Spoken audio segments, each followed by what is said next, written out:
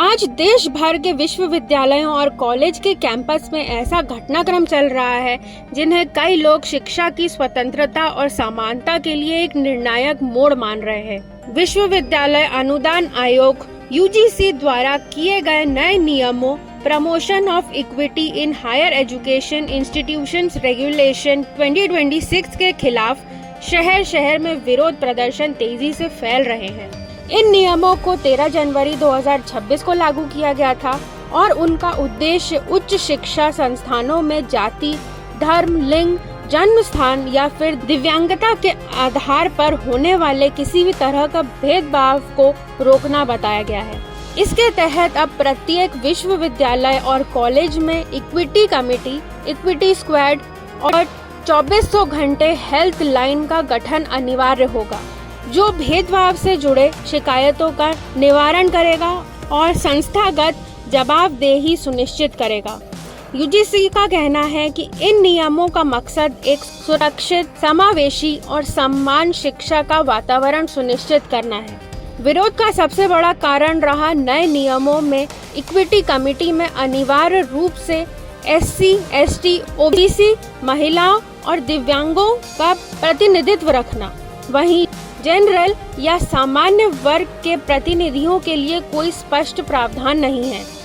विरोधियों का आरोप है कि नियम एक तरफा है।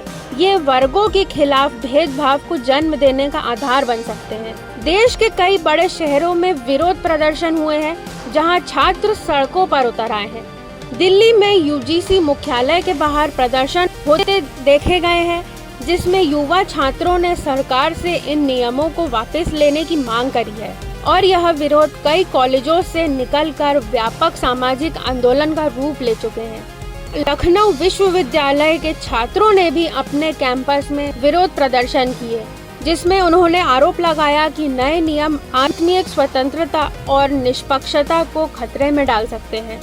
इसी तरह जयपुर, अलवर, दिल्ली, लखनऊ, भोपाल जैसे शहरों में भी प्रदर्शनकारियों ने विरोध जताया, जहां कुछ संगठन, नागरिक समूह ने इन नियमों को विभाजनकारी बताया। विरोध सिर्फ छात्र समुदाय तक सीमित नहीं रहा, बल्कि सुप्रीम कोर्ट में भी याचिकाएं दाखिल कर दी गई हैं, जिनमें इन नियमों को संविधान के खिलाफ बताया गया है और कहा गया है कि भेदभाव की परिभाषा और नियमों का दायरा सही तरीके से स्पष्ट नहीं किया गया है, जिससे सामान्य वर्ग के छात्र और शिक्षकों को संस्थागत सुरक्षा और शिकायत निवारण से वंचित किया जा सकता है। दूसरी ओर कुछ समूह और संगठित छात्र संघ भी इस दिशा में समर्थन जारी रखे हुए हैं। शिक्षा मंत्री ने भी स्पष्ट किया है कि नियमों का मकसद किसी के साथ अन्याय करना नहीं है और सभी नियम न्याय संगत भेदभाव को समाप्त करने के लिए बनाए गए हैं।